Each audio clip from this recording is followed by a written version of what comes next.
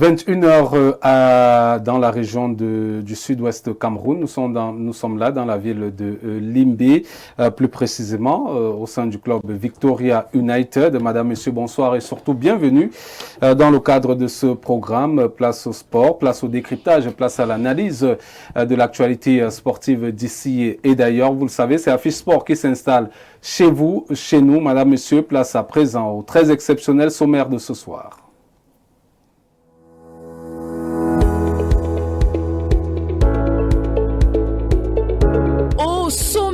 Du très exceptionnel Affiche Sport ce soir, vos traditionnelles rubriques seront au rendez-vous. À l'instar du round-up de l'actualité sportive où on retrouvera les faits marquants du tournoi de l'UNIFAC, le début de la phase retour de la MTN Elite 2 et la 14e journée de la MTN Elite 1, sans oublier la qualification des Lions de la Balle Orange pour l'Afro-Basket prévue cette année en Angola. Votre week-end des Lions indomptables en club ne sera pas en reste, marqué par le forfait d'Angré France Zambo Anguissa avec les Lions indomptables pour la prochaine fenêtre FIFA et le 15e but de la saison de Sa Majesté Bryan Mbeumo en première ligue anglaise. Dans la chronique de Marion ce soir, un sujet passionnant sera à nouveau développé.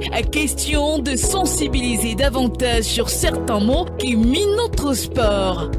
Et puis, deux thématiques au menu de nos échanges ce soir. La première, sur le limogeage des entraîneurs de la sélection nationale Fanion du Cameroun. L'État, depuis 2011, est à plus de 2 milliards de francs CFA de dédommagement. Le champion en titre Victoria United fait parler de lui. Son gardien de but, le nommé Njomeni Eric Parfait, aurait été séquestré par son président Valentin Quinn pendant 3 jours. Que s'est-il réellement passé? Le récit des faits dans ce programme. Et puis, on dira un mot sur la subvention de l'État du Cameroun allouée au club d'élite 1 et 2. Plus d'un mois après, les clubs n'ont toujours pas perçu l'argent comptable introuvable.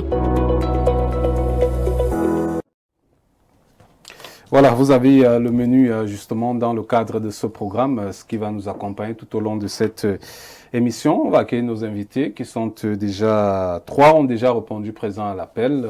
Maître Eric Bissot, il est très en retard. Il payera d'ailleurs la note pour ce retard-là.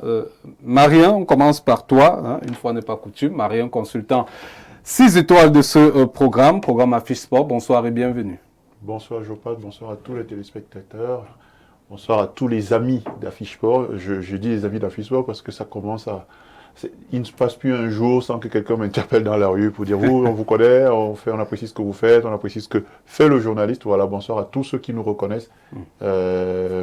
Voilà, comme d'habitude, on est là le jeudi soir à 21h pour parler de ce qui nous passionne, le sport, tous ensemble pendant 1h30. Bonsoir particulier, comme d'habitude, à ceux qui nous écoutent de l'autre côté, la diaspora. Voilà.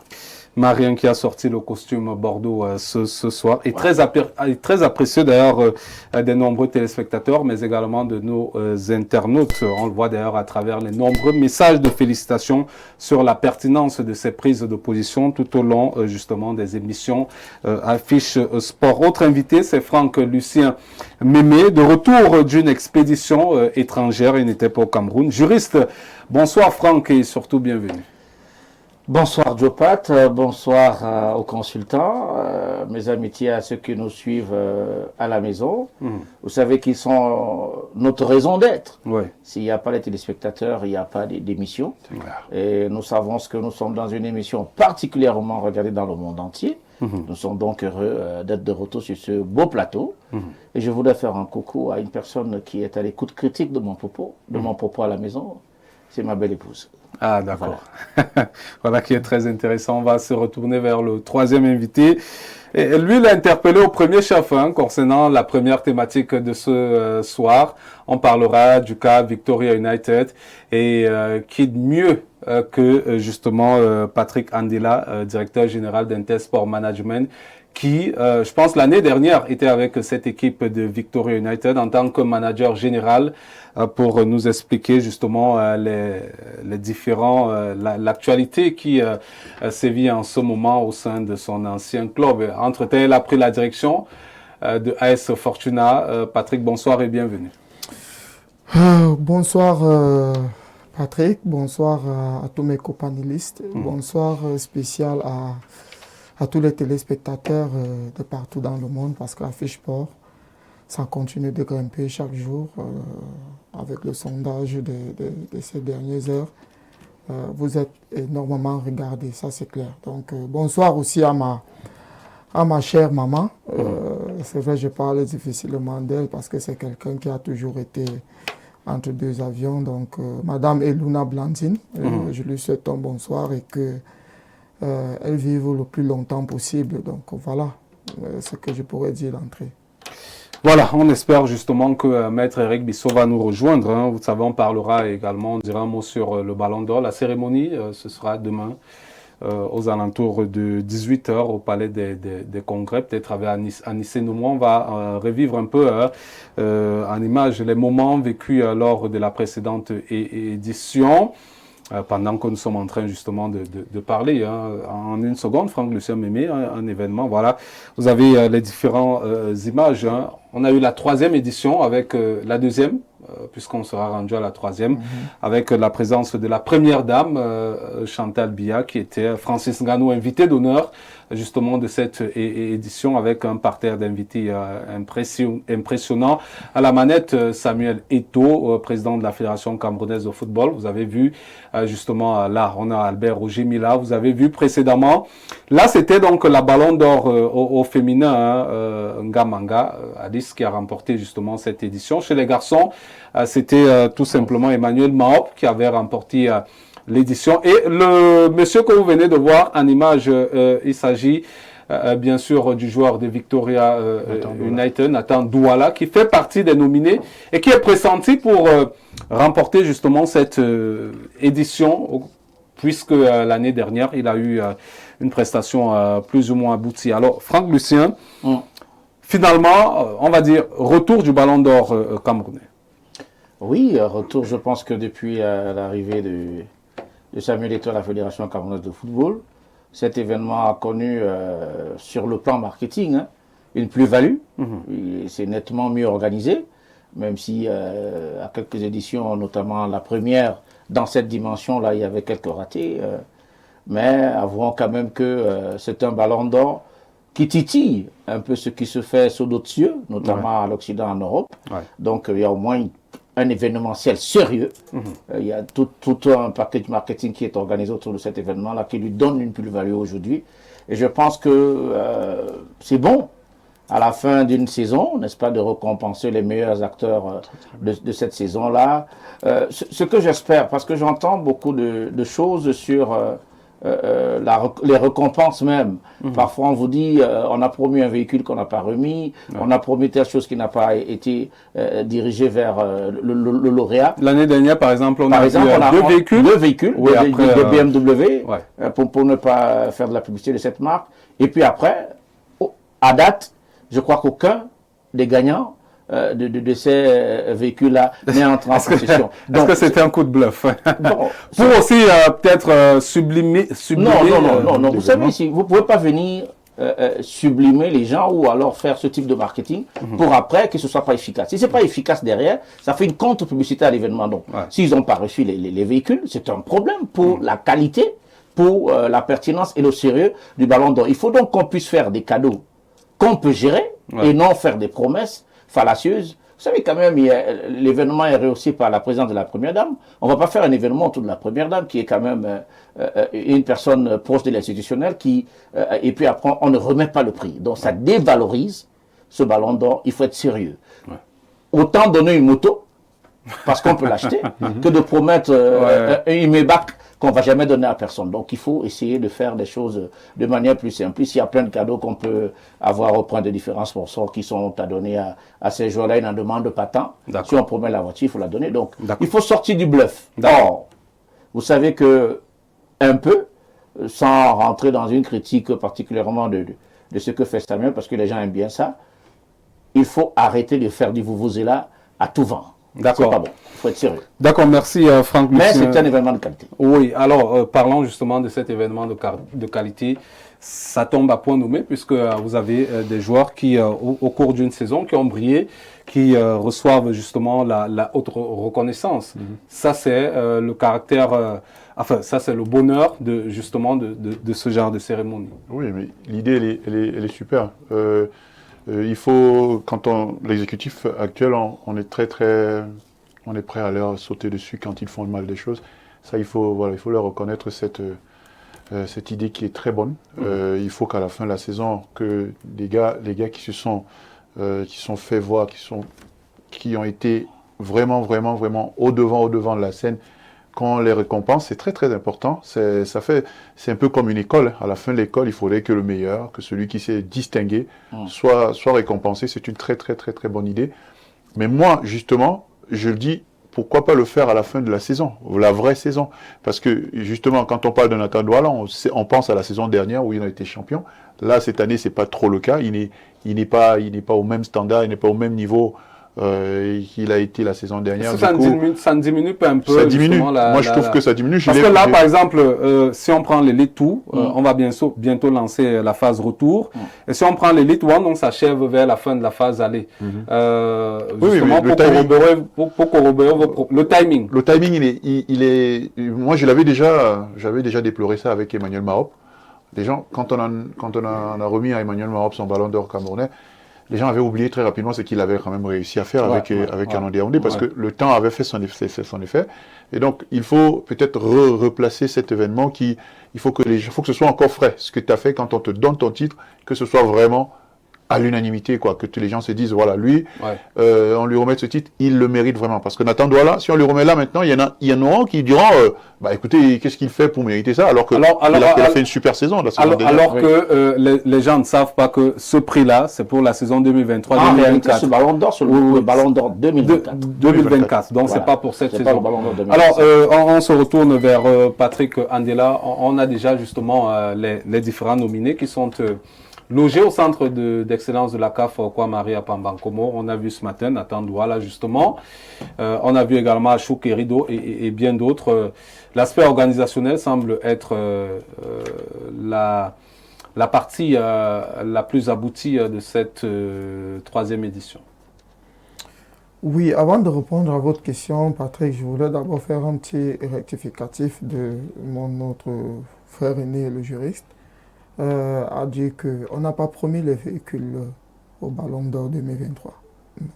Et les véhicules, c'était pourquoi? Les véhicules étaient là pour l'exposition. Ils ont participé pour exposer leur marque. Ils n'ont pas, il n'y a pas un communiqué de la fédération qui disait les nominer le vainqueur. Mais on nous avait quand même expliqué que ces véhicules seront à la disposition des deux ballons d'or, féminins et masculins. On vous a expliqué que c'était des réseaux sociaux qui ont, comme ils font d'habitude, l'esbrouf, ils ont vu les véhicules et puis se sont dit et ils ont publié. Et ça a été relayé. La FECAFOOT n'a jamais fait une sortie pour dire ces véhicules appartiennent. Si vous avez une note pour contredire ce que je suis en train de vous faire comprendre de la Fédération camerounaise de football. Voilà, donc la Fédération n'a jamais dit que ces véhicules appartenaient au vainqueur du Ballon d'Or. C'est faux. C'est une création des réseaux sociaux et qui a été relayée par l'opinion et tout. Mais la question que je vous pose, qu'est-ce que ces véhicules viennent donc faire à l'exposition dans un événement comme celui-là? Deux véhicules. Pourquoi pas? Il y a de la publicité partout. Ces véhicules étaient là pour l'exposition. Il y a des personnalités qui devaient participer et qui pouvaient voir ces véhicules. Et eux, ils ont voulu vendre leur marque et ils ont participé à leur manière. Et donc, en gros, qu'est-ce que ces vainqueurs du Ballon d'Or gagnent donc? Là, il faudrait qu'il y ait une plus-value. Oui, qu'il y ait une plus-value, peut-être ça va arriver, mais moi je parle du cas échéant de l'année 2023. Bon, maintenant, c'est qu'ils vont gagner cette fois-ci ou après, ça je ne sais pas. Je ne suis pas employé de la fédération, mais j'ai des amis et j'y vais tout le temps, je vous dis, il n'y a jamais eu une sortie d'un officiel de la fédération disant que ces véhicules appartiennent aux vainqueurs du Ballon d'Or. Maintenant, on revient à votre question, si vous pouvez répéter par rapport aux nominés, vous m'avez posé la question. Oui, il y a déjà des nominés qui sont là. Je parlais de l'aspect organisationnel. On a l'impression que de plus en plus, on semble s'améliorer pour l'organisation de cet événement. Bah oui, c'est normal. Parce que tous les vainqueurs sont regroupés en un seul lieu. C'est normal. Les accommodités sont faites et la manière dont ils sont traités du côté de Mbankomo, ça prouve une fois de plus que le président Samuel Eto'o essaie de faire les choses comme ailleurs. Vous savez, le contexte camerounais est très critique. C'est très difficile de faire l'unanimité. Vous savez, même notre président de la République est critiqué. Ouais. Donc maintenant, nous, on est de ceux qui pensent même que... de Jésus-Christ. Exact, merci.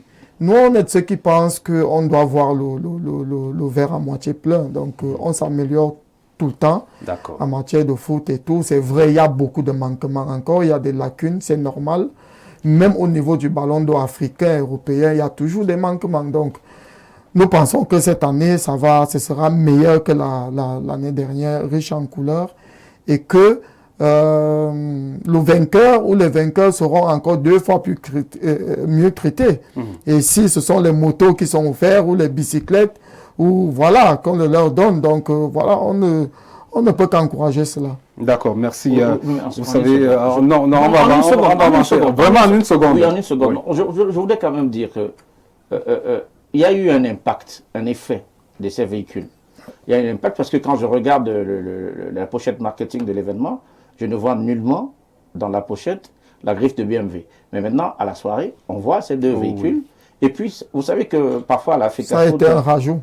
Oui, parfois la FECAFOOT, ça communique n'importe comment, même pas des gens qui sont proches ou quoi. D'ailleurs, c'est les présumés proches. Et tout ça, qui ont fait beaucoup de bruit autour de l'affaire. Le président Eto'o offre 2 véhicules aux meilleurs joueurs du championnat, etc., etc. Bon, maintenant, s'il n'y a pas une communiqué officielle de la Fédé, sorry. D'accord, merci. Vous le savez, être bien informé est un élément essentiel. Tout à fait. Voici donc pour vous le round-up pour le grand bonheur d'ailleurs de nos téléspectateurs, le round-up de l'actualité sportive de la semaine qui nous est livré par Muriel Atouba. Au montage, Leslie Fomena. Commençons le round-up de l'actualité sportive par la Fédération camerounaise du handball en mode conseil d'administration le week-end dernier avec plusieurs résolutions à la clé. Déjà, les résolutions ont été lues. La première résolution, c'était la validation du rapport d'activité 2024 et les prévisions 2025. Valider également la partie budgétaire. Il s'agissait pour nous de réorganiser les équipes nationales du Cameroun, toutes catégories confondues. Nous avons planché sur une forme de championnat qui voudrait que ce soit un championnat régional ou interrégional. Et après, on va organiser les play-offs. Je pense que ce qui a déjà été annoncé, c'est des play-offs à Douala, à Japoma. Ensuite, il s'agissait pour nous, le Conseil a marqué son intérêt à la relecture des textes de la Fédération, le code d'éthique, les règlements généraux. Ballon d'or camerounais, place demain vendredi à la cérémonie de désignation des meilleurs de la saison sportive 2024. L'événement se tient au Palais des Congrès de Yaoundé à partir de 18h. Plusieurs catégories au menu, les meilleurs joueurs masculins et féminins, la révélation de l'année, le meilleur entraîneur masculin et féminin, les meilleurs arbitres et arbitres assistants qui succédera à Emmanuel Mahop et bien d'autres nominés. Rendez-vous demain au Palais des Congrès de Yaoundé avec des invités de prestige. Mtn Elitou, après la crève, place ce week-end à la reprise avec la phase retour. 10e journée dans la sous-poule A et 8e journée dans la sous-poule B. FAP croise le fer avec Aigle de la Ménois ce samedi au stade de Ngouaïkeli. Et Dragon reçoit à Yaoundé 2 formations au centre technique de la Fédération camerounaise de football à Odja. La suite dimanche avec 3 matchs au programme. Début de la 14e journée ce 1er mars avec le choc en creux.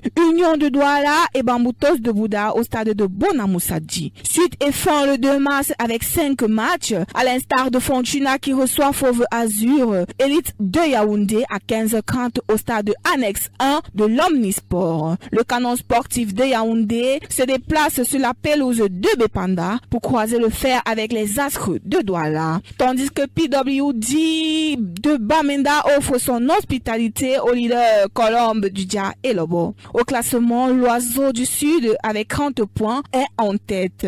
Gazelle et Coton Sport 27 points chacun sont respectivement 2e et 3e avec un match en plus. Dans la zone rouge, on retrouve Fortuna, PWD de Bamenda, Union de Douala et Yon Sport de Bamenda. Centre technique de la Fédération camerounaise de football. La location de l'aire de jeu passe désormais de 70 000 francs CFA à 5 000 francs CFA. La note est signée du secrétaire général de la Fédération camerounaise de football. Et puis, Ligue européenne des champions place les 4 et 5 mars prochains au 8e de finale aller de la Coupe aux grandes oreilles. À suivre quelques grands chocs à l'instar de Paris Saint-Germain qui reçoit au Parc des Princes Liverpool. Le Real de Madrid qui croise le fer avec l'Atlético de Madrid. Pour le reste, on aura Benfica contre le FC Barcelone ou encore Dortmund contre Lille. À jeudi prochain pour un nouveau round-up de l'actualité sportive. Voilà, merci justement à Muriel Atouba pour ce round-up de l'actualité sportive de la semaine. On va prendre la première thématique. On parle de cette situation vécue dans le sud-ouest Cameroun, plus précisément dans la ville de Limbe. Affaire Ndjomeni contre Valentin Gwen, la Fédération camerounaise de football silencieuse. On va commencer justement ce soir par le récit des faits. Tout est parti d'une alerte faisant état de ce que le joueur Eric Parfait Ndjomeni aurait donc été séquestré, gardien de but de Victoria United, aurait été séquestré. Une alerte donc donnée par sa maman, une information démentie par le club à travers un communiqué qu'on a surabondamment relayé à travers nos différents canaux. Puis s'ensuit cette vidéo avec l'ensemble des joueurs de Victoria United et justement l'incriminé Eric Parfait Ndjomeni. Regardons cette vidéo et retrouvons-nous juste derrière. Bonjour, c'est Ndjomeni. On s'entraîne normalement, il n'y a pas de problème. Tout ce qui s'est dit sur les réseaux n'était pas vrai. Et j'ai eu à recevoir ma mère hier. Donc tout le monde peut venir me voir, je ne suis pas séquestré. Je vis ici. Ah oui, comme vous pouvez le constater, nous sommes ici, nous avons vu tout ce qui se passe depuis dans les réseaux sociaux. Et puis, moi, beaucoup de gens m'ont appelé, donc je leur ai dit que rien ne se passe. Mais bon, comme c'était sur la toile, chacun dit ce qu'il voulait. Vous voyez que nous sommes ici en famille, nous sommes ensemble. Donc, nous, on n'a pas de problème ici. Et puis ici, nous avons ce qui se passe. Tout le monde est bien portant ici, on s'entraîne normalement. Donc voilà. Le grand capitaine a tout dit. Donc nous sommes sans problème entre nous les préoccupés. Depuis on voit ce qui se passe. Nous sommes au courant de rien. Vous voyez comment nous sommes en famille. Contrairement à ce qui circule dans les réseaux sociaux, nous n'avons aucun problème ici dans la Victoria. Nous n'avons aucun problème de la Victoria. Les informations sont sorties de gauche à droite, qui ne sont pas la vérité. Et vous pouvez voir Ndjomeni, vous pouvez voir que Ndjomeni dont on dit à disons qu'il est séquestré, il est bien à côté de nous. Vous voyez les mêmes que là. Il est 10h passé. Il est 10h passé, 10h24.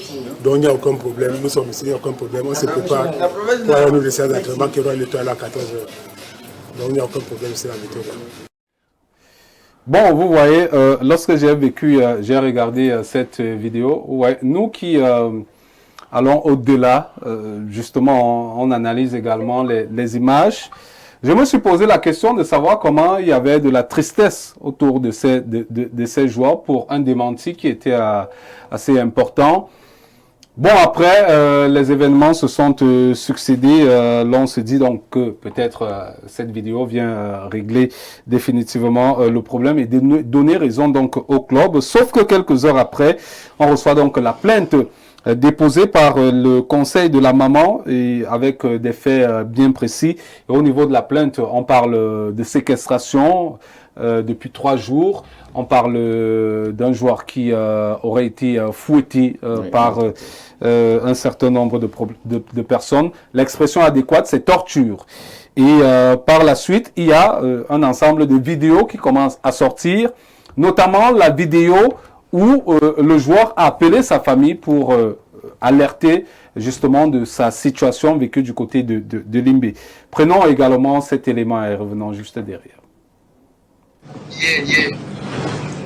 Hier et quand encore? Hier, c'est ça fait à 3 nuits que je suis gardé chez lui. Tu es gardé chez lui à la maison dans quel quartier?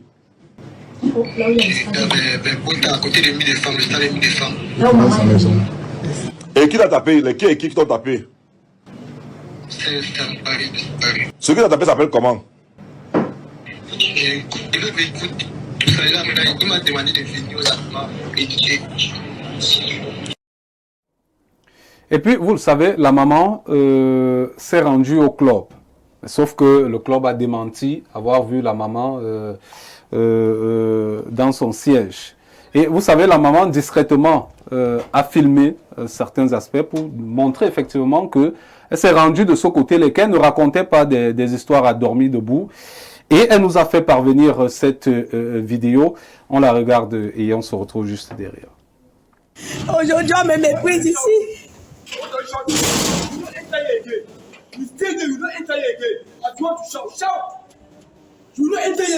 Naipad, call me.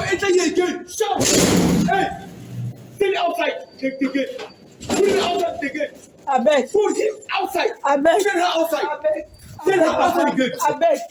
Send her outside. Go outside the gate. Go outside the gate. You want to shout? I don't do all. You want to shout? Put her outside. Put her outside the gate. Put her outside the gate. Assieds-toi d'abord. Put her outside the gate. Madame, asseyez-vous. C'est moi qui me chasse comme un chiffon. La personne qui Put her outside the gate. Il me chasse comme un chiffon. Madame, si vous continuez, je vous restez dehors. Vous vous calmez. Il a dit qu'il finit vos appels. Il m'a demandé de vous laisser ici.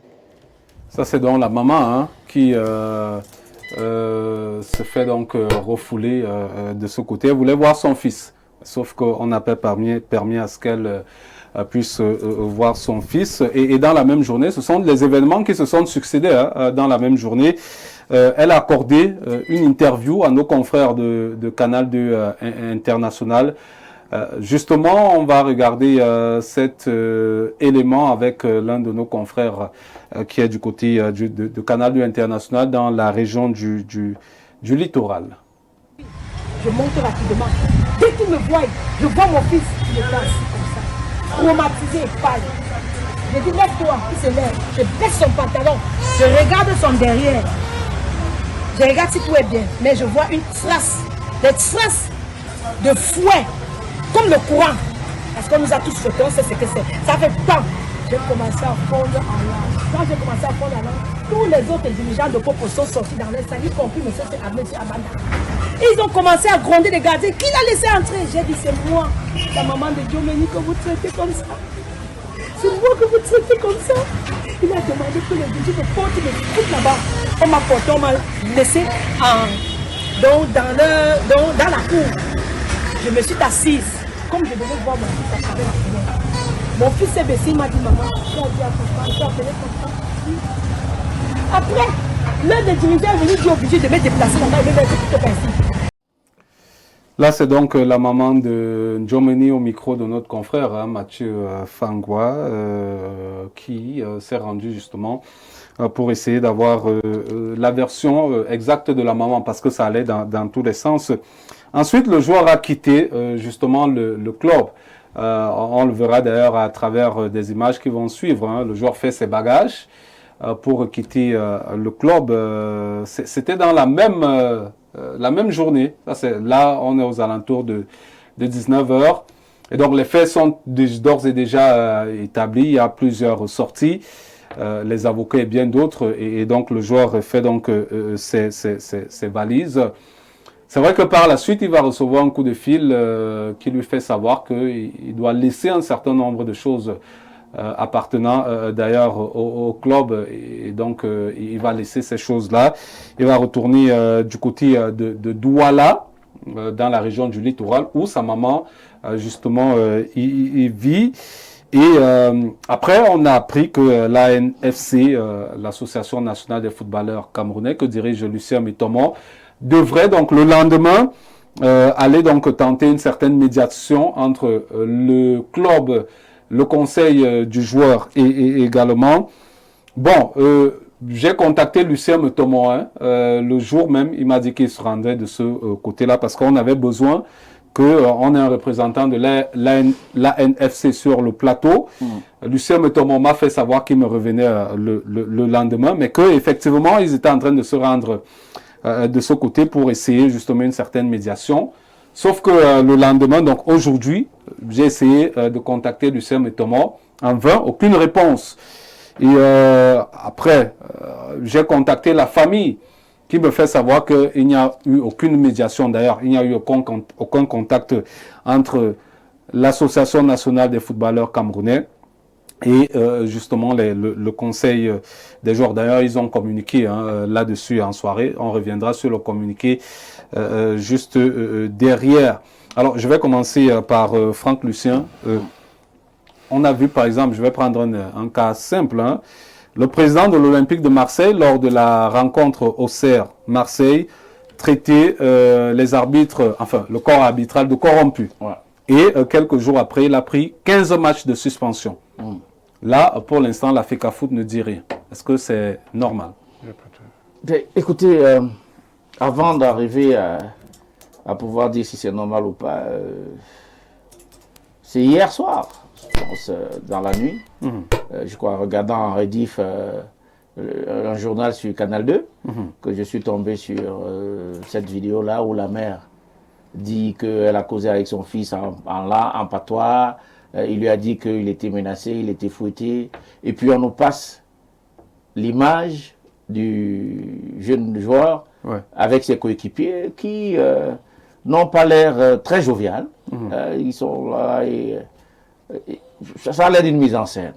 Et le jeune homme qui dit qu'il n'a jamais appelé, je crois, sa mère pour dire... Alors, ce soir, avant d'arriver à l'émission, je tombe sur un extrait de la communication de Maître Djemi, que je salue d'ailleurs. On a partagé un plateau ensemble, qui dit qu'effectivement, le bonhomme est rentré en famille, il est gardé en lieu sûr. Il y a une réaction du gouverneur du Sud... de toutes les autorités du Sud-Ouest, de toutes les autorités. Et donc, finalement, c'est quoi cette affaire? C'est quoi une affaire aussi rocambolesque et surtout ubuesque et sale? Je pense que le club dont il s'agit récidiviste dans un certain nombre d'actes. Le club est champion du Cameroun. Oui, le club est champion du Cameroun, mais il est connu pour un certain nombre de faits divers. Je ne sais plus si c'était face à Fauve Azur, ou quelle équipe où il y avait déjà eu c'était face à interruption à Fauve Azur où le club s'était retrouvé 5e. Voilà. Et après, il y a eu une certaine situation pour que finalement le club se retrouve 4e au détriment de Fauve Azur. Et je pense qu'il y avait eu difficulté de saisine des organes juridictionnels de la FECAFOOT sur ce cas. Parce qu'en principe, le club... qui est devenu par la suite champion du Cameroun, ne devrait pas se retrouver au play-off up. Tout à fait. Oui. C'était ça le litige. Donc, c'est en fait Fauve Azur qui était 4e et donc au play-off up. Voilà. Donc, il y a eu beaucoup de difficultés, je ne sais même plus parce que j'avais pu suivre l'affaire jusqu'au bout, pour que les organes juridictionnels de la FECAFOOT se saisissent de la situation. Donc, il y a comme une espèce de... D'ailleurs, on était allé au comité national olympique et sportif du Cameroun pour que Fauve Azur...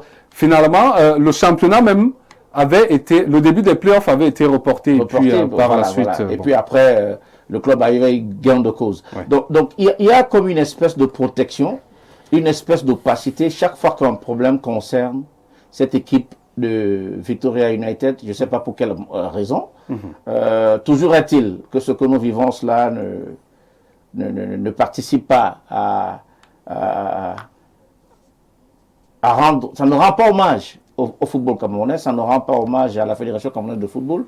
C'est une situation, ils ont tout ce qu'il faut pour se saisir rapidement de la situation et rendre compte au moins, communiquer pour dire qu'en fait, il y a une situation de telle nature entre un joueur et son équipe, voici ce qu'il en est. Donc ce silence est gênant. Ouais. Ce silence est très gênant. Maintenant, ils ont un interlocuteur quand même valable qui est la nouvelle association l'Association nationale des footballeurs Cameroun. Je ne sais même plus comment ça s'appelle. Donc, qui défend un peu les intérêts des footballeurs. Donc, qui peut être un interlocuteur valable et légitime pour aller vers le club. Mais lorsque... Ils disent qu'ils sont allés vers...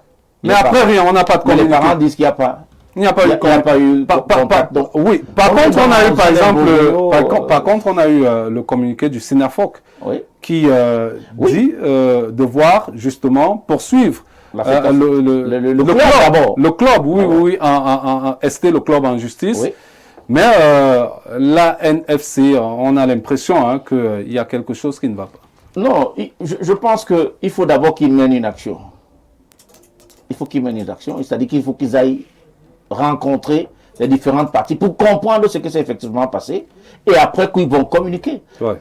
À partir du moment où ils n'ont rien fait dans ce sens, ils sont certainement l'agent de la FECAFOOT pour aller faire ce type de négociation. S'ils n'ont pas encore fait ce type de négociation, c'est difficile pour eux de venir communiquer. Donc, attendons de voir. Mais toujours est-il que pour tous les éléments que je viens de voir, c'est une situation non reluisante, c'est une situation qui ne doit pas exister. Si aujourd'hui, le même garçon qui dit qu'il a vu sa mère, il n'y a pas de problème, se retrouve en famille, ça veut dire qu'il y a eu un problème. Ouais. Et s'il y a un problème, séquestration d'un joueur dans une équipe de football, non. Il faut rapidement sévir. Ouais. Simplement pour des soupçons d'insultes à des arbitres. Vous vous rappelez, Bernès Jean-Pierre avait été exclu du football pour un soupçon de corruption simplement. Ouais. Or, ici au Cameroun, on est passé légion à faire que des gens vous disent, je me rappelle peut-être des années 99 ou quoi, des présidents de clubs, dont certains sont même décédés aujourd'hui, vous disent, je sais comment Coton Sport fait pour gagner des matchs.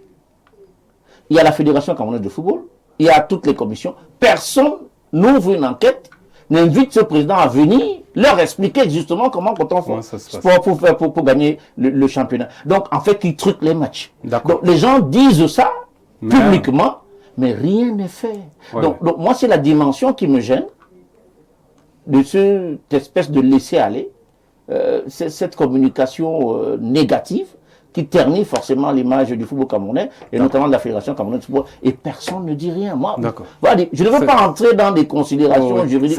C'est ce silence qui vous écoeure. Ce silence m'écoeure, et cette communication opaque n'est pas bonne. Il faut qu'on fasse toute la lumière sur cette affaire, afin que chacun sache ce qui s'est vraiment passé et que des sanctions surtout s'en suivent. Ouais. Puisqu'il y a quand même déjà des prémices d'éléments qui permettent de croire qu'il y a eu séquestration de ce joueur, et Maître Djemil l'a confirmé ce soir à travers une émission de Canal 2, et une plainte a été déposée dans ce sens. Donc, il faut punir. Je vais me retourner vers quelqu'un qui connaît bien ce club pour y avoir été l'année dernière. C'est donc Patrick Andela. Alors, est-ce que vous êtes étranger à ces manœuvres? Est-ce que vous avez participé, puisque vous étiez dans le club l'année dernière, est-ce que vous avez participé à certaines manœuvres? Parce qu'on parle également d'un président qui serait champion dans le trucage des matchs, la corruption des arbitres. Est-ce que vous, particulièrement, vous connaissez ces manœuvres-là? Déjà, je voudrais déjà faire quelques réajustements. Je n'ai pas été manager général de Victoria United. J'ai été son conseiller spécial du président Valentin Cohen. J'ai été son conseiller spécial. Donc c'est vous qui avez conseillé ces derniers à souvent arrêter les matchs et à prendre le ballon et dire comme au quartier ça t'est. Avant d'en arriver, avant de répondre à votre question, il faudrait déjà au préalable poser la question pourquoi vous êtes parti du club. Voilà. Parce que je démissionne du club. J'ai ouvert dans le club à peine 2 mois. J'ai été avec lui pour préparer justement cet effectif. Et le premier conseil que je lui ai donné, c'est de ne pas faire le recrutement de la dynamo. De recruter intelligent, de recruter jeune, fort et bien préparer les gamins. Parce qu'au préalable, en 2e division, il y avait déjà cette polémique public par rapport à la montée qui était contestée. Alors mon conseil, quand je suis arrivé, je lui ai dit, bon, le public camerounais change rapidement, aime le beau football. Donc si on prend des jeunes issus des centres de formation, des équipes régionales et autres, et comme ça on ajoute à cela une colonne vertébrale expérimentée, on pourra avoir quelque chose si on s'y prépare pendant longtemps et dans les meilleures conditions. Et Dieu merci, si vous vous souvenez, le premier match qu'on joue contre une équipe d'élite et pas des moindres Faux-Vasure, ça a été une démonstration de football totalement, où il y a eu des applaudis, où pendant le temps d'avoir marqué un but hors jeu qui a été validé par l'arbitre. Bon, je dis le développement du jeu qui voulant dire de toutes les façons de qualité. Ils ont toujours eu, même récemment, ils ont joué des matchs ici. Ils ont des joueurs de qualité quand même. Sachez donc que ces recrutements en partie, j'ai participé. Et la communication était quelque chose essentiel où je lui avais presque interdit de communiquer parce que sa communication était véritablement biaisée. Vous vous souvenez, après ce match, lors de l'interview, il est parti devant le journaliste et il a dit « Nous allons gagner le championnat et autres ». Là, on était à la première journée. À la première journée. Il avait déjà annoncé qu'il va gagner le championnat. Voilà. Et là, je ne peux pas vous dire le montant du salaire que j'avais. Et si vous voyez un jeune qui renonce à ce salaire et dit, bon voilà, moi je suis jeune dans mon travail et je ne veux pas associer mon nom à certaines frasques. Donc, je me suis désolidarisé tout de suite. Et puis, la deuxième journée contre le coton, j'ai publié ça sur les antennes d'une chaîne concurrente dans le littoral. Et puis, voilà, je suis allé ailleurs pour vous dire que ça, c'était d'abord une mise au point.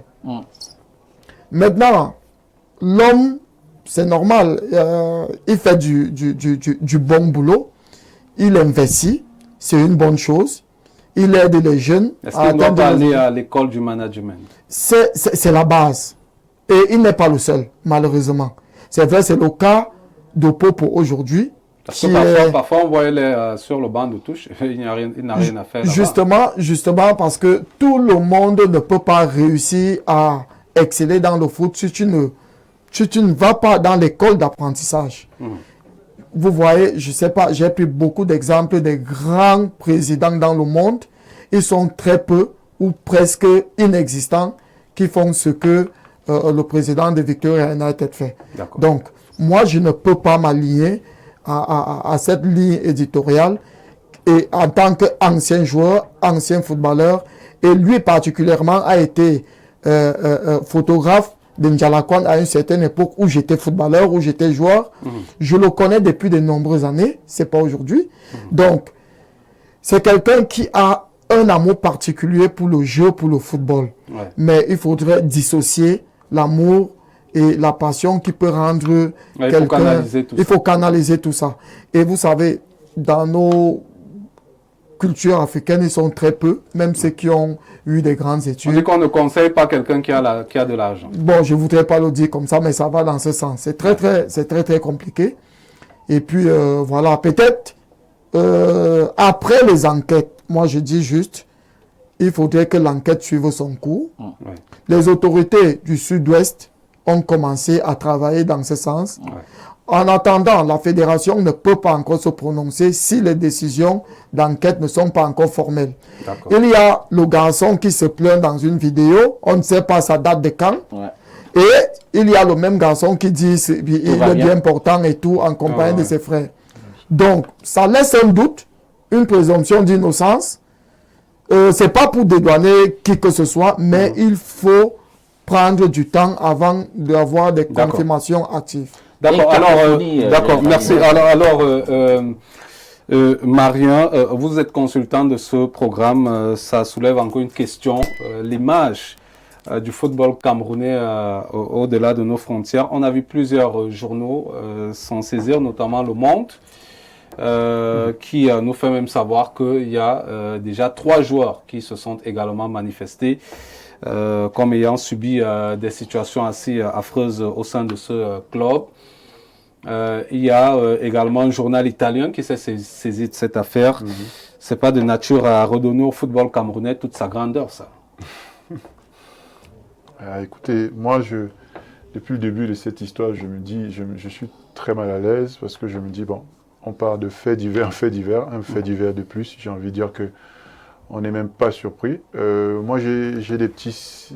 Ouais, on a justement là le communiqué du journal Le Monde, ouais. Le Monde, oui, qui parle et qui illustre d'ailleurs, qui met les noms de de deux autres joueurs qui se plaignent également de cette situation-là. Ouais, ça veut dire qu'ils ont infiltré le groupe et ils ont été leur poser les questions aux joueurs. Ouais. Entre la vidéo, moi j'aime bien analyser les choses que je vois. Quand je vois la vidéo, j'ai l'impression que c'est un club de quartier.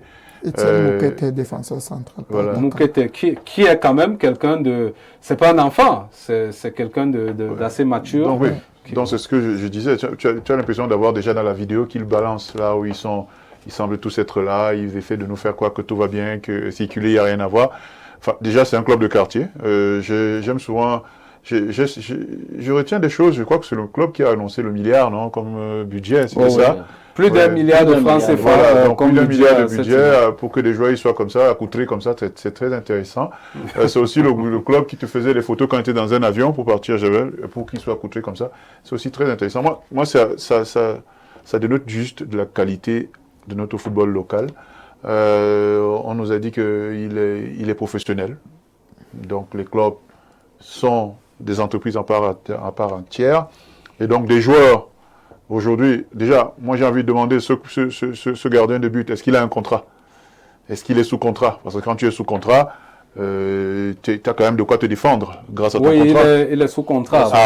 Voilà, donc déjà, s'il est sous contrat, très bonne chose, donc il aura encore plus de quoi se défendre. Mais je vois arriver le combat des deux syndicats, la SINAFOC, le Bon, le SINAFOC, c'est le syndicat et l'autre, c'est l'ANFC, l'association. Oui, c'est toute association, syndicats, tous. Vous savez, le modèle juridique qui est né de l'Assemblée. Oui, tous essaient de dire, moi, je défends et tout. J'ai envie de dire au SINAFOC, le droit de l'intérêt des footballeurs. D'accord. Moi, j'ai envie de dire au SINAFOC, avant de tout de suite porter plainte, fait déjà des enquêtes et essaye de nous présenter vraiment les faits, présenter les jeux. Donc, l'autre, eux, ils sont partis, ils disent qu'ils vont faire la médiation. Le SINAFOC, tout de suite, on a déjà porté des plaintes, on s'est déjà élevé contre moi, c'est pour le moment, ils ont quand même à leur tête, le SINAFOC, un avocat comme secrétaire général, donc peut-être qu'ils ont suffisamment d'éléments. Je pense qu'encore c'est parole contre parole. Pour le moment, c'est un truc qui sépare. On n'est qu'au début d'un truc. Il ne faut pas déjà commencer à porter des plaintes. Moi, si vous savez, là, on est là.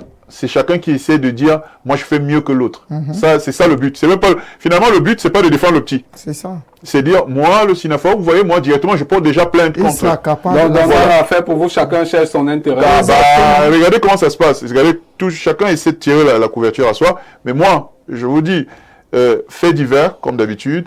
Pour le moment, c'est parole de la maman contre parole du club, parole du joueur contre parole de je sais pas trop qui.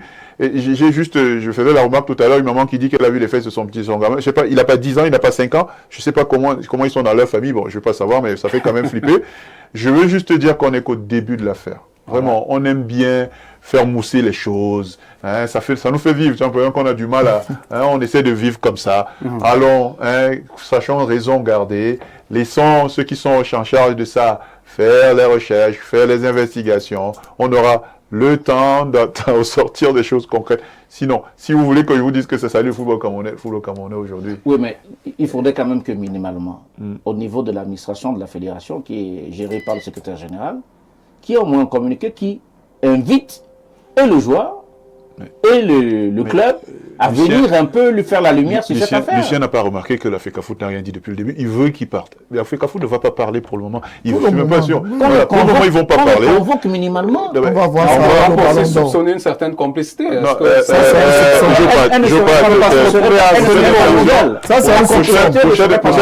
J'ai envie de dire que je vous soupçonne, Jopat, de peut-être le communicateur de Faux Vazure là pour le coup. Non, pas de tout. J'essaie d'établir les faits. Non, moi je te dis pour te dire que... Peut-être la fédération, justement, pourrait, dans ce genre de cas, rassurer les parties Qui te dit pas que la NFP est un envoyé de la fédération. Mais là, on n'a pas communiqué pour. Mais la fédération communique pour bien d'autres choses. Je peux te dire, il y a des choses sur lesquelles elle communique très vite et d'autres pour pas. Donc, laissons le temps. Le secrétaire général en tant qu'administrateur de la FECAFOOT, quand nous sortons au moins un communiqué qui invite et le joueur et le club à venir lui expliquer. D'accord. Vous nous rassurez que ça va arriver. Ça fait du bruit depuis 2 jours. Depuis, c'est 2 jours, c'est beaucoup. Et le bruit qui est fait tellement nocif. D'accord. Pour les rassurez-vous, il faut intervenir. Il y aura un communiqué dans Merci, très cher monsieur. Vous savez, tout à l'heure, on va lire les messages des nombreux téléspectateurs. C'est aussi 194 87 71 98. Vous pouvez également aller sur la page Facebook pour nous écrire de ce côté-là. Nous sommes en direct. Vous tapez Info TV Cameroun. Je vous propose quelque chose, c'est que tout à l'heure, on va savoir comment nos Lions indomptables se sont comportés en club.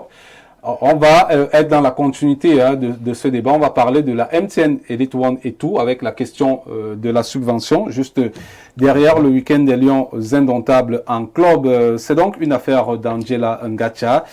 Au montage, Leslie Fomena.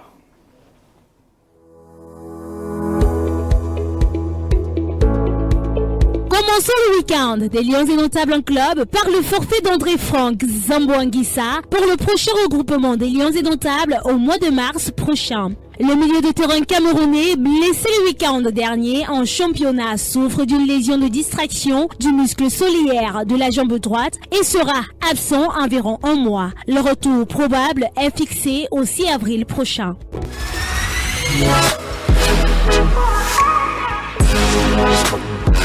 Du côté de la première ligue anglaise, Carlos Baleba réalise des prestations XXL avec Brighton. Ce week-end, c'est 2 tirs cadrés et 1 sur le poteau, 51 ballons touchés, 31 passes décisives sur 36 et 3 duels remportés. Le milieu de terrain des Lions indomptables a largement participé à la victoire 4-0 de son club. Sa clause libératoire a été fixée à 131 millions d'euros par Brighton. 3 clubs sont en course pour s'attacher les services du jeune prodige camerounais Liverpool, Manchester City et Arsenal.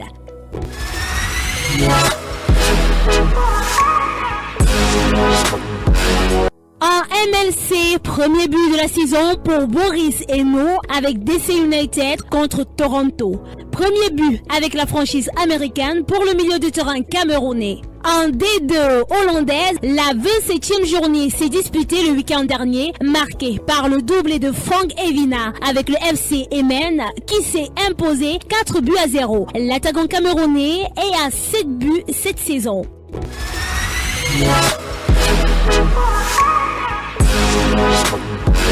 Repartons du côté de la première ligue anglaise où Sa Majesté Brian Beaumont a largement contribué à la victoire de Brentford, 4-0. Il inscrit un but et délivre une passe décisive. L'attaquant des Lions indomptables compte 15 buts cette saison et 4 passes décisives. Toujours en première ligue, André Onana et Manchester United arrachent le nul, 2 buts partout face à Everton à l'occasion de la 26e journée. Les Reds des Villes occupent toujours la 15e place en championnat au classement général.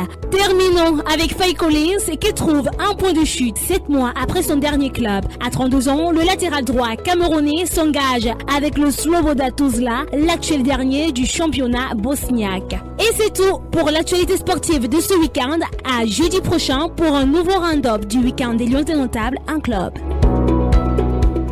On va lire rapidement quelques messages, ils sont nombreux qui nous ont écrit. Bonsoir le panel, monsieur le présentateur, vous allez très vite en besogne. Si vous avez la vérité, dites-nous.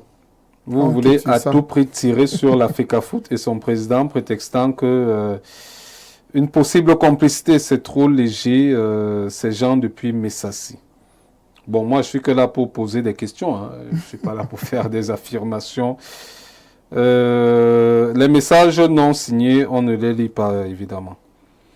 Bonsoir le plateau. On nous a appris à l'école que qui fait vite fait 2 fois. S'il vous plaît, laissez la FECAFOOT faire son travail. Dans le camp Jomeni, c'est Ibrahim depuis Guider qui nous écrit. Autre message, bonsoir sur le plateau. Voilà donc le Cameroun, on va camoufler encore quoi? Alors que toutes les preuves y sont, la FECAFOOT n'a qu'à agir comme en France. Dago depuis Simalène qui nous écrit. On va prendre cet autre message. Bonsoir le plateau. Je peux tout simplement dire que ce joueur Djomeni est victime de chantage émotionnel. Autre message, salut à vous en studio. J'espère que vous allez bien. En effet, l'affaire Djomeni, ce que je peux apporter comme contribution est juste qu'il est la seule personne à savoir ce qui s'est passé entre son président et lui. Du coup, je m'arrête là. Moi, c'est Ndando Martin Luther King, joueur de Renaissance FC du Noun, D2 régional depuis Fumban. Agréable soirée. Hein? Donc, il nous écrit depuis Fumban. Bonsoir le plateau, je peux tout simplement dire, les gens qui appellent là, c'est pas une émission radio. Je peux tout simplement dire que ce joueur Djomeni est victime de, on a lu ce message. Bon, il nous fait savoir que c'est Serge depuis Douala. Autre message, salut à vous, la fin Djomeni cache quelque chose derrière et la FECAFOOT ne peut se prononcer vu l'amitié entre la FECAFOOT et M. Valentin Cohen. C'est Didier depuis Bastos qui nous écrit. Rodrigue Adalbert, évidemment, vous le connaissez, non? Il est journaliste à Galax FM. Ah, d'accord. Bonsoir le maestro et à ton illustre panel. Les vidéos diffusées dans le cadre de votre émission au sujet de cette sombre affaire concernant le club Victoria United prête à confusion. Vivement que les autorités prétendent accélérer les investigations à l'effet d'établir, les sorciers appellent, d'établir donc les responsabilités des uns et des autres. La FECAFOOT doit aussi réagir rapidement, sinon son silence serait coupable. Rodrigue Adalbert Evina qui nous écrit.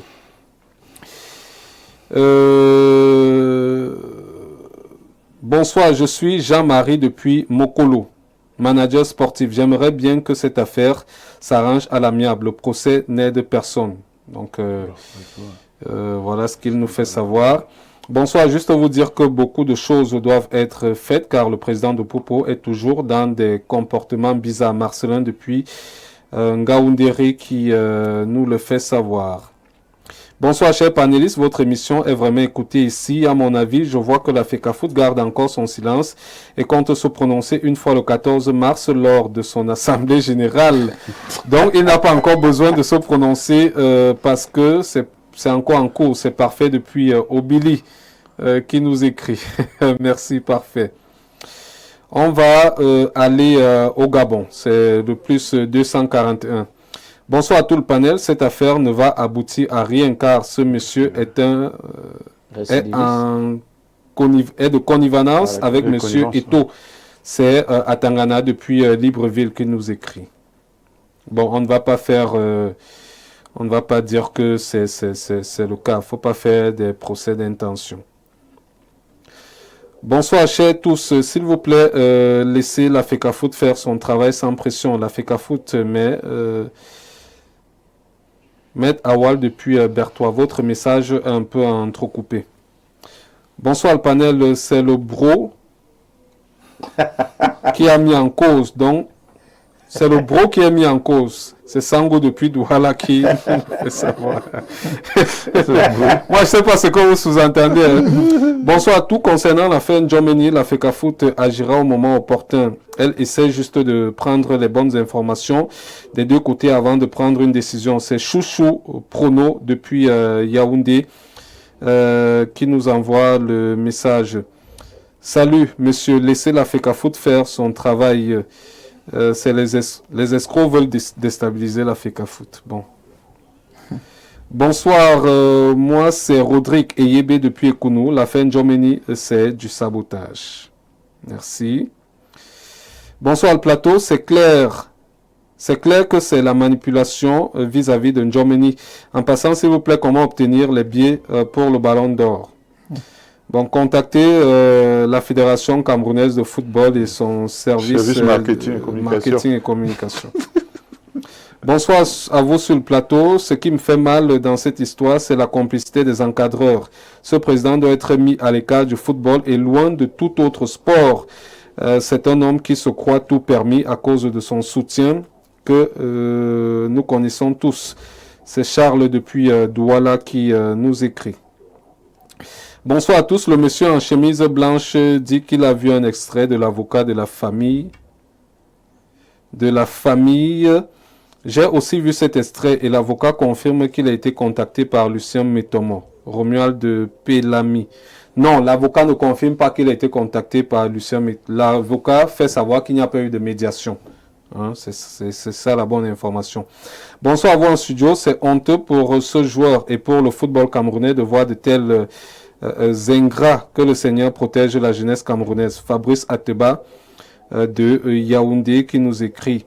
Bonsoir, juste pour vous dire que beaucoup de choses doivent être faites car le président de Popo est toujours dans des comportements bizarres. Marcelin depuis Ngaoundéré. Pour l'instant, on va stopper la lecture des messages.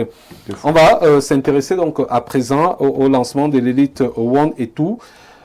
Toujours pas d'homologation. Je commence par vous, manager Patrick Andela, puisque vous êtes de AS Fortuna Donfou. C'est vrai qu'on va commencer par l'élite tout. Parce que là-bas, après la trêve, on relance dès ce week-end. Toujours pas d'homologation. Comment est-ce que cela est possible? C'est vrai que selon certains articles, le CTFP dispose encore de, je pense, 10 ou 14 jours pour se prononcer là-dessus. Mais comment lancer une phase retour sans des homologations? Parce qu'il y a des questions de litige également pour ce qui est des différentes rencontres. Oui, le travail est en train d'être fait. Comme je vous ai dit tout à l'heure que je ne suis pas employé de la Fédération camerounaise de football. Ouais. C'est vrai, j'y vais comme tout le monde, peut-être un peu plus que les autres, mais certainement, il y a des gens sérieux là-bas qui réfléchissent à ce que les conditions de nos jeunes joueurs soient améliorées. Les litiges, les commissions et tout, forcément, il y aura une date qui sera fixée. Par rapport à cela, vous voyez, le calendrier est tellement soutenu côté de la fédération qui fait en sorte que, bon, peut-être pour des uns ça prend du retard, peut-être pour eux ils savent pourquoi ils prennent du retard. Donc je ne pourrais pas vraiment vous donner une réponse telle que vous le souhaitiez. Donc je suis aussi... Vous attendez, oui, également. Oui, j'attends aussi. Je rappelle que même en Elite One, il n'y a pas encore d'homologation. Exactement. Nous-mêmes, à Fortuna et tout, forcément, on a des choses à dire. Donc, d'accord. Voilà, on attend comme tout le monde. Voilà. D'ailleurs, félicitations à vous. Grâce à vous, il y a eu le recrutement du sélectionneur adjoint des Lions A' et on voit déjà les résultats. Première sortie, première victoire. C'était face à PWD de Bamenda. Donc, Fortuna, grâce à sa victoire, plonge PWD de Bamenda dans la zone, zone rouge. Je ne dirais pas ici grâce à moi, je dirais ici grâce à une dame assez courageuse qui est enseignante de lycée technique, qui est la présidente. C'est elle qui tire toutes les ficelles, c'est elle qui a manœuvré pour que l'encadrement technique soit de qualité, pour redonner le moral aux gamins qui commençaient à plonger. Donc, tout le mérite lui revient. Moi, je suis que celui-là qui l'accompagne dans ses décisions. Alors, Franck-Lucien Mimé, on relance donc l'élite tout. Aucun club, hein, depuis le début de la saison, on a bénéficié d'une quelconque subvention. Donc, les clubs d'élite tout, là-bas, c'est encore grave. Ils n'ont rien du tout depuis le début de la saison. En Elite One, on avait uniquement donné 5 millions au club. Enfin, certains, d'autres avaient un peu plus. L'État, depuis près d'un mois, a décidé de donner une subvention au club à hauteur de 560 millions de francs CFA. Pour l'instant, l'argent, d'après les informations que j'ai reçues, est déjà disponible, mais au ministère des Sports. Mais sauf que celui qui doit récupérer cet argent, c'est l'agent comptable. Et d'après les informations que j'ai reçues, c'est pas sûr que c'est ça. De Jong, qui est l'agent comptable du MINFI auprès de la FECAFOOT, la FECAFOOT aurait mis en congé de Jong. Donc, tant qu'il est en congé, il ne peut pas récupérer l'argent. Alors, qu'est-ce qui se passe? Là, les clubs vont reprendre. Il y a toujours l'agent comptable. Non, ça participe des atermoiements quotidiens que nous avons dans la gestion du football depuis 3 ans. Mais je sais qu'à un moment donné, je m'étais un peu éloigné de tout ça car très occupé ailleurs. Il y a toujours eu ce sempiternel litige entre le ministère des Sports et la Fédération camerounaise de football sur la destination finale de cet argent, avec au milieu une lettre, une instruction, une haute instruction de Monsieur le Président de la République à Monsieur le ministre des Sports, relayée par le ministre d'État secrétaire général, qui demandait plutôt à Monsieur le ministre des Sports de mettre à la disposition des clubs cet argent après une réunion elle-même où les membres de la FECAFOOT, que sont les clubs, avaient plutôt validé qu'ils veulent recevoir leur argent directement du ministre des Sports, ce qui est quand même en violation flagrante de l'ensemble des règles de la loi sur cette gestion financière. Mais sauf que dans l'arrangement, l'agent comptable devait récupérer les fonds. Et puis, c'est lui qui devait envoyer l'argent, qui doit envoyer l'argent dans les comptes des clubs. Ça veut dire qu'in fine, l'argent doit arriver à la FECAFOOT par le truchement de son agent comptable, qui mettrait l'argent à disposition. Mais sauf que l'agent comptable serait en congé. Mais s'il est en congé, si ce n'est que ça le problème, qu'on attende simplement qu'il rentre des congés. Mais il va rentrer des congés quand? S'il a des congés pendant 3 mois, les clubs vont attendre pendant 3 mois. Il ne peut pas avoir de congés pendant 3 mois. Il ne peut pas avoir de congés de 3 mois. Donc, nous pensons que si ce n'est que ça le problème à l'heure actuelle, il faudrait simplement attendre que l'agent comptable soit disponible et que chacun rentrerait dans ses droits. Je pense qu'il ne faut pas faire trop de bruit. C'est vrai que ça a souvent dérangé, mais si ce n'est que ça le problème, vraiment, qu'on patiente un peu, l'agent comptable va rentrer et puis tout le monde aura son argent. D'accord. Mais maintenant, moi j'ai un souci. Oui. J'ai un souci. J'ai été magistrat du sport au niveau de la Ligue départementale de football du Foudi. Avec Pierre Akoué Domingo. Avec Pierre Akoué Domingo. Et on avait été Qui était le président? Georges Jamais qui était le président, j'étais le rapporteur. Non, je parle de la Ligue départementale, oui. Oui, pour nous, il est même encore. Donc l'une des rares commissions d'homologation de discipline qui avait été félicitée par la FECAFOOT à l'époque. Ouais. Et qui était président de la FECAFOOT à l'époque? Le Seydou Mobondjoa. D'accord. Donc je pense que, et nous étions pourtant très acrimonieux vis-à-vis de lui. Donc je pense que les commissions qui existent veulent travailler. Il n'est pas, à mon sens, acceptable que, à la fin d'une phase, on ne puisse pas homologuer les matchs et qu'on reprenne l'activité sans cette homologation. C'est ce retard qui cause souvent d'éternels problèmes. Qu'est-ce qui peut causer le retard? Ça peut être des problèmes de salaire de cette commission, parce que on nous fait savoir que depuis une les jetons de présence, je ne suis... Enfin, je ne sais pas. Je sais que la FECAFOOT n'aurait peut-être pas... Si on n'arrive pas à payer normalement les arbitres, je ne suis pas sûr que c'est les membres de commission qu'on va payer. Donc, s'il y a de l'argent, qu'on permette aux gars de travailler, parce que c'est important ce qu'ils font.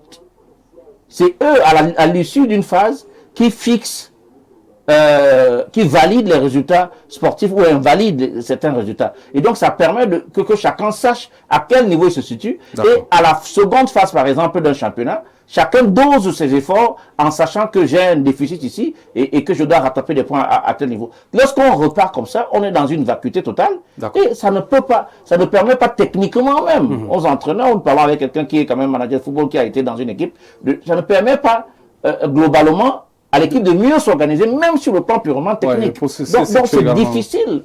Et comment peut-on prétendre avoir un championnat de qualité avec ce type de comportement? Vraiment, c'est suranné. Il faudrait qu'on s'en émancipe. Depuis l'arrivée de Samuel, je suis par là, on a des difficultés à homologuer les matchs. Pourquoi? D'accord. Je suggère qu'en 1 minute 31, vous preniez également la parole là-dessus. Là, on fait comment pour des clubs qui ont dans leur budget cette subvention? Déjà au niveau de la FECAFOOT, les 400 millions qui doivent souvent être versés chaque année, ça n'a pas été versé. Vous avez là la subvention de l'État, ça traîne.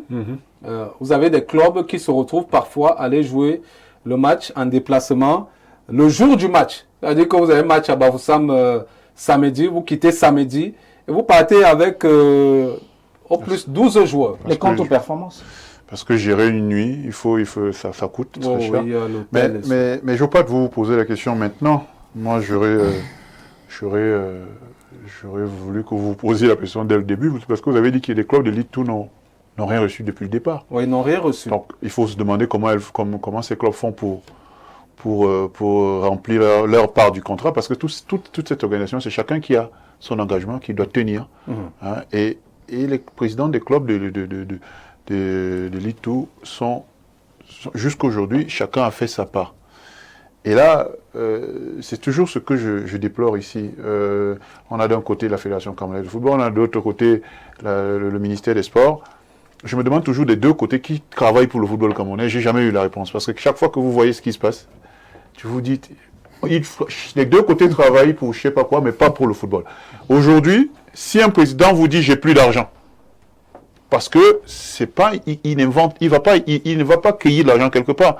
Et puis ils n'ont plus d'argent, soyons clairs, ils n'ont plus d'argent. Si le président dit aujourd'hui que je n'ai plus de l'argent, moi je n'accepte pas ça. Hein? J'accepte pas ça. Mais attendez, je vais vous illustrer quelques cas. Les recettes de stade font partie des entrées financières des clubs. Ils n'ont pas de recettes de stade. Ouais. Vous avez des subventions qui font partie. Ça n'arrive pas. Vous n'avez plus la possibilité d'avoir un top sponsor. Parce que vous savez, le top sponsor, lui, se met là. Oui. Et là, c'est plutôt le sponsor de la fédération. Alors, le club, lui, fonctionne. Voilà, c'est ce que je voulais dire. Tout à l'heure, on parlait d'un joueur qui disait être séquestré. Je crois que les présidents sont, ça y est, officiellement, ils sont séquestrés. C'est-à-dire qu'ils sont dans un, ils sont pris en otage. Ils se sont engagés. Généralement, c'est pour ça qu'on dit dans le football, on ne s'enrichit pas. Mais là, non seulement tu t'enrichis pas, mais tu t'endettes. Parce que tu rentres dans un truc où, au final, tout le monde s'est engagé. Il n'y a que toi qui tiens ton engagement. Celui qui organise parce que finalement, je ne veux pas tirer que sur la fédération. Le ministère y est pour quelque chose aussi. C'est quoi cette histoire où il y a déjà de l'argent? Les gars, c'est dans leur compte. Ils ne se demandent pas, mais pourquoi cet argent est dans notre compte depuis et ça n'est pas allé au destinataire? Tous ces gens font tout pour que finalement, on en arrive à j'ai l'impression qu'ils voudraient qu'on annonce un jour que cessation de paiement, j'ai plus d'argent, un club dise je peux pas aller, je peux pas remplir mes engagements, on peut pas aller jouer un match. Et là, c'est un forfait général. Mais c'est tout concourt à ça. Tout concourt à ça. Il faut à un moment donné qu'il y ait quand même, je ne sais pas, les états généraux du football local, parce que le football d'élite local, parce que c'est quand même terrible. Le football, il a commencé. On a eu ces états généraux. C'était avec Adoum Gawa on a fait les états généraux du football, les états généraux du sport, c'était le ministre Edouard. Mais le championnat a commencé le 7 décembre. Le ministre Zoa. Le 7 décembre. Mais qu'il y ait des gens aujourd'hui qui n'aient encore rien reçu pour pouvoir faire avancer les choses. Mais l'argent, c'est le nerf de la guerre dans tout ça. Pour que ça fonctionne, il faut que les gars ils rentrent dans leurs droits. Ce sont leurs droits. Marie. Non, on va plus avancer. On n'a qu'une dernière thématique. Il nous reste 10 minutes. Oui. Quand même. Donc, oui, non. Les clubs, c'est des entités professionnelles. Oui, non, Franck Lucien, on ne peut plus. C'est des entreprises. Mais c'est pas vrai au Cameroun. Valentin Cohen a 1 milliard. Que tout le monde aille chercher son milliard. Vous avez vu le milliard de émission sérieuse. Vous avez vu le milliard de Valentin Cohen. Vous avez vu le milliard de Valentin Cohen. Des immeubles et tout, les garçons. Je pense donc que la CNPS et les impôts peuvent visiter Valentin Cohen parce qu'il a 1 milliard de budget. C'est lui qui l'a dit en plus. On a vu quand même un certain nombre. Alors, on va prendre rapidement la dernière thématique sur la question des limogeages des entraîneurs des sélections Fagnon depuis 2011. L'État, en 14 ans, a dépensé 2,3 milliards de francs CFA pour le limogeage de différents entraîneurs. Je ne sais pas si on a l'image des différents entraîneurs d'ailleurs là. Ils sont nombreux, parmi lesquels Javier Clemente. Bon, là, on a le célèbre président de Victoria United qui lors d'un match, avait demandé aux arbitres de ne pas bouger. Non, on va... Oui. Il fait des choses comme ça. Oui, on va plus révéler. On ne sanctionne jamais. Non, mais moi, ce qui m'intéresse, c'est des arbitres qui sont tenus là. Non, mais il y a un problème. C'est un général d'armée qui leur parle, ils ne bougent pas. Non, on va parler de limogeage. On prend pour prétexte le cas Antonio Conceição, qui va bénéficier de plus d'1 milliard de francs CFA. Donc, c'est 2,3 milliards de francs CFA de limogeage en 14 ans. On a plus de 6 entraîneurs limogés. Je vais commencer par Andela. C'est quand même une situation compliquée. Est-ce que vous n'avez pas l'impression qu'au Cameroun, on recrute un entraîneur, on s'arrange à ce qu'il soit limogé pour se partager, je vais appeler ça la dîme par la suite. Le butin. Vous savez, Monsieur Patrick, le ministère en charge des sports au Cameroun et la Fédération camerounaise de football sont comme le paludisme et la fièvre typhoïde. Incroyable. Donc les deux vont de pair. Alors là, si on vous détecte le palud, sachez que la fièvre typhoïde n'est pas très loin de là. D'accord. Et vice-versa. Ce sont les patates d'un même sillon. Oui, c'est l'opinion publique qui se laisse entraîner et berner à tout bout de champ et tout. Patrick. Et puis après, il se retrouve dans les réunions et puis voilà. Le Camerounais lambda qui est dans la rue et tout pense que c'est ce qu'il voit et c'est ce qui se fait qui est vrai. Donc moi je veux juste dire quelque chose, c'est que je prends un exemple. On limoge, le ministère prend celui de nommer un entraîneur. Ouais. Sans l'aval de la Fédération camerounaise de football, qui est l'organe technique. L'organe technique, ça veut dire techniquement, ils ont l'expertise nécessaire pour choisir ce qui va avec le football camerounais. C'est-à-dire la DTN. Oui, justement, parce que c'est la DTN qui implémente le football à la base des sélections de la base. Je ne sais pas s'il y a un organe technique au niveau du ministère en charge des sports pour faire le casting d'un entraîneur et choisir. Je ne sais pas. Peut-être, je ne me connais pas trop de ce côté-là. Mais par la suite, après avoir signé les accords et tout, on brandit à la fédération pour que le président prenne aussi acte et valide.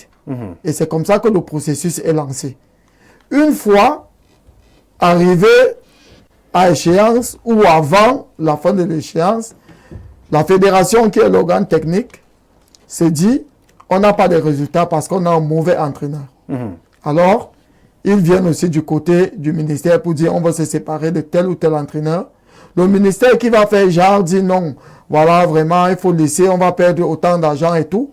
Et qui par la suite valide quand même via les hautes instructions qui sont l'organe de l'État. C'est-à-dire que le ministère, c'est l'État. Donc, maintenant on va amputer cela à la fédération. Je dis, c'est une histoire où on nous roule dans la boue. S'il se cache quelque chose derrière, ce n'est pas à moi de venir le dire sur votre plateau. Donc moi, je ne sais pas, je ne peux pas affirmer quelque chose que je ne connais pas. Mais tout ce que je sais, c'est que ces choses se passent au vu et au su de tout le monde. D'accord. Donc c'est une histoire, ils sortent ensemble, forcément. Ils ont forcément des enfants et tout. Merci. Justement, je vais prendre Marianne, la chute de Patrick Andela. Ils sont ensemble. Bon, moi, je vais dire ce sont des patates d'un même sillon. Alors, comment comprendre quand même que l'État, qu'on ait limogé autant d'entraîneurs et qu'on ait dépensé autant d'argent, alors que même le football amateur dans notre pays est délaissé, ce football qui a justement besoin de cet argent pour sa structuration? Pour comprendre cette situation, c'est un manque de planification. Vous savez, on recrute un entraîneur pour un objectif. Et très souvent, le football en particulier sert à l'État comme levier social quand il y a des troubles qui s'annoncent pour l'apaiser. Et donc, l'État est souvent très friand des résultats.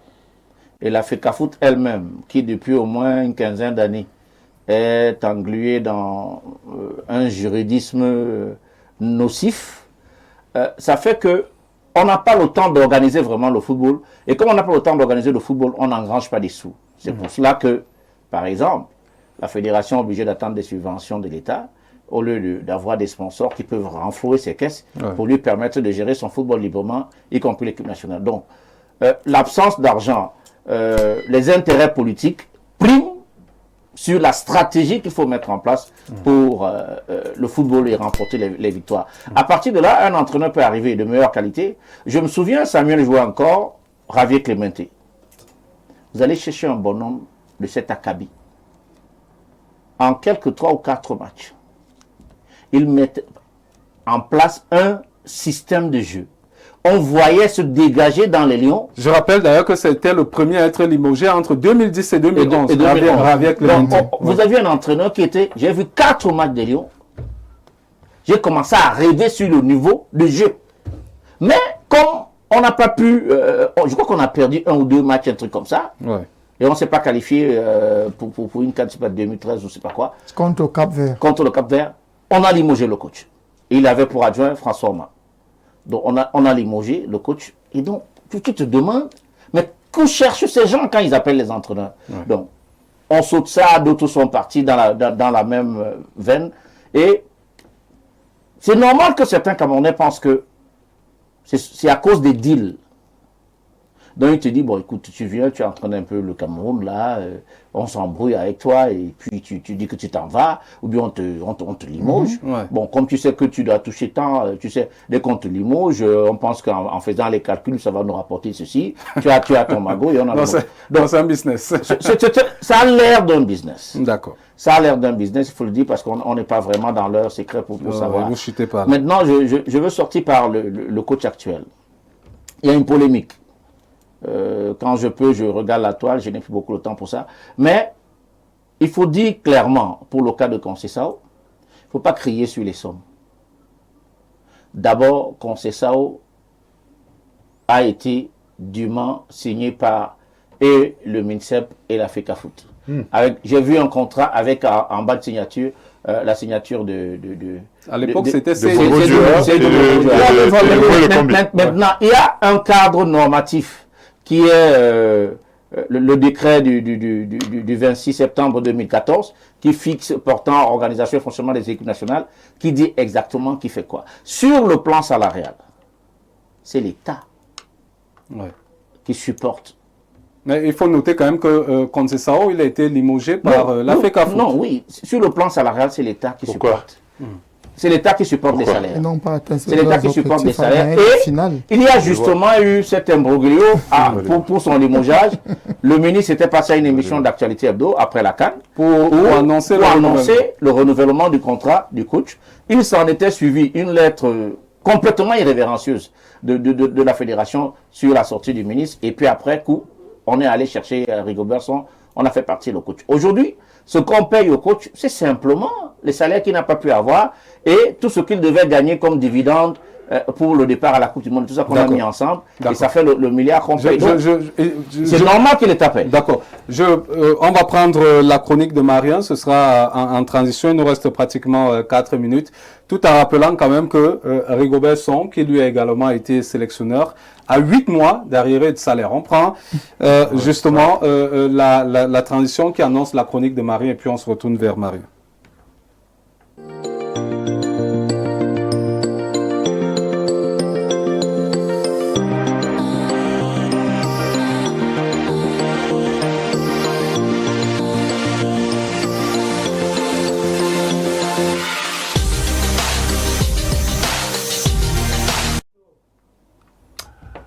Voilà, alors, ce soir, ma chronique, elle est très intéressante parce qu'en fait, mes 2 copanalistes m'ont aidé là.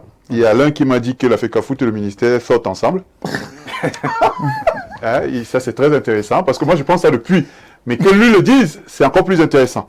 Et le second m'a dit que les intérêts politiques priment aujourd'hui sur les intérêts du pays, sur les intérêts sportifs.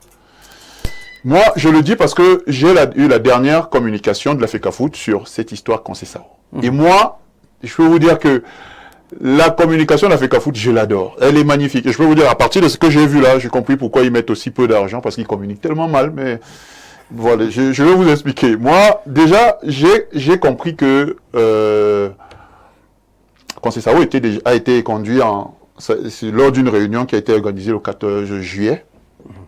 Sauf que, le 14 juillet 2022, sauf que, en mars 2022 déjà, il y avait déjà un nouveau coach. Donc ça veut dire qu'en mars 2022, quand le Cameroun jouait contre l'Algérie et à Chapoma et à Blida, le Cameroun avait 2 staffs. C'est-à-dire que Conceição n'était pas encore limogé.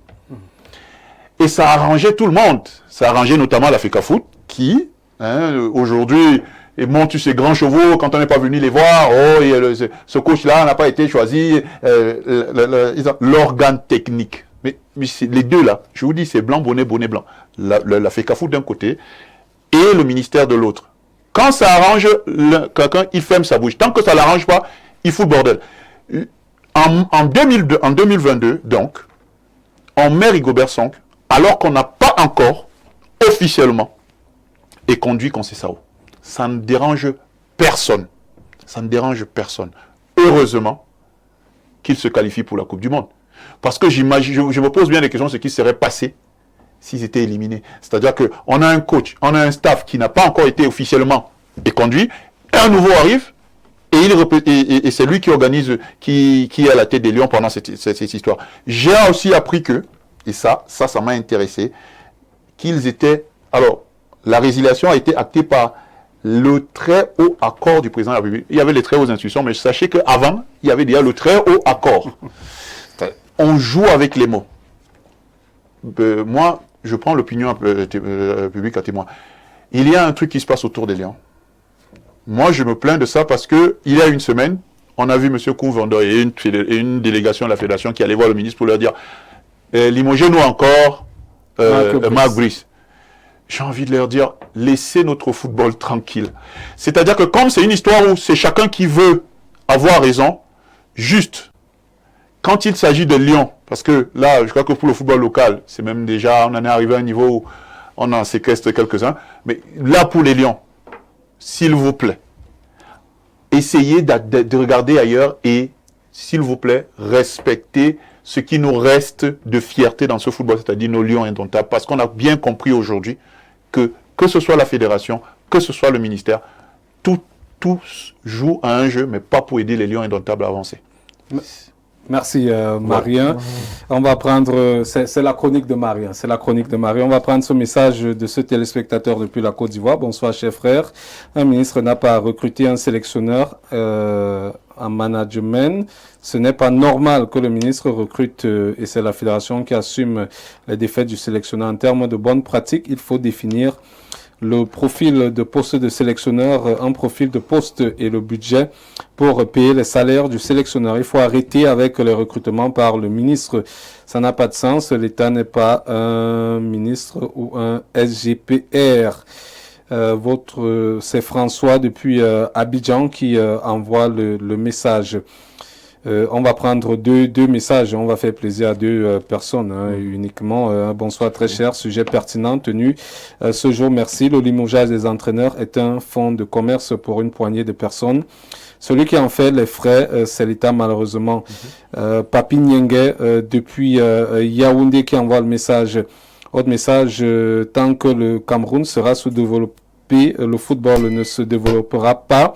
Même si on met Monsieur Marien là-bas, il n'y aura rien. Le développement du football est lié au développement du Cameroun. Arrêtez. C'est Gaël de Ngoumou qui envoie le message. Ils sont très nombreux, mais on va s'arrêter malheureusement là. Nous sommes arrivés au terme. Merci très cher monsieur. Merci Franck Lucien d'être passé. Ben, c'est moi et vous me permettrez de dire un bonsoir à des personnes depuis Ouaga. Ouais. Le professeur Maker Sampaouende de l'université Nazibouni, le directeur de l'INSA, c'est toujours à Nazibouni, et puis Traoré. D'accord. C'était mon chauffeur lorsque j'étais du côté du Burkina Faso. Oh, récemment. Au pays des hommes intègres. Ils sont vraiment intègres. Hein. Merci, on vous souhaite bonne chance pour la suite. Ce sera difficile face à AS Fortuna ce dimanche avec à 15h30.